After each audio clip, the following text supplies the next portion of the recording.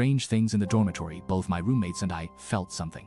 Let's use the word felt because we didn't find anything particularly unusual. We just felt that there was something around us. First, let me explain the geographical background of the story. It happened in a first-class normal university in Jiangsu. The ratio of male to female students is 3:7. You can probably locate it by searching on Baidu. There are really a lot of stories about this school. I just heard that a female student who was studying by herself in the study room was made to cry a few days ago.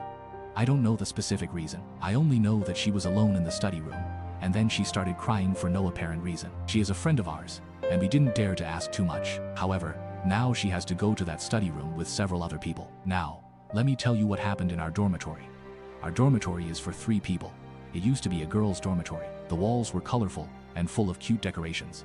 When we first came in, we even thought we had entered the wrong room. Later, we found out that it used to be a girls' dormitory. One of the beds is a bunk bed, and the other is a bed with a desk and cabinets underneath. So, the 2 people on the upper bunks need to use a public ladder to climb up.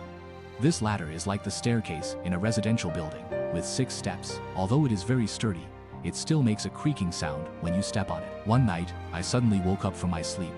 I didn't know why. Usually, I sleep soundly through the night. That day, I woke up unexpectedly, and then I heard the creaking sound of the ladder. My first thought was that the roommate on the upper bunk on the other side had gotten up. But then I realized something was wrong, because that roommate had gone home. So, what was going on? Then I heard the creaking sound go all the way to the top step and then stop.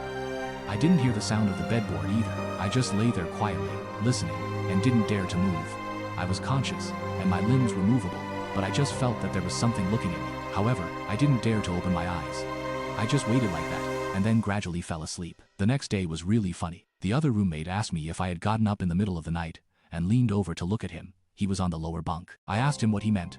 What did he mean by leaned over to look at him? He said, I just felt that I woke up in a daze, and someone was leaning over to look at me. I thought it was you, but I wasn't sure. This roommate of mine is the kind of person who can sleep soundly with loud snores even when we are shouting and playing games. He was actually woken up too. Then I thought this couldn't be normal. I told him that I had also woken up the previous night and heard the sound of the ladder. Fortunately, we are all boys, so we didn't take it too seriously.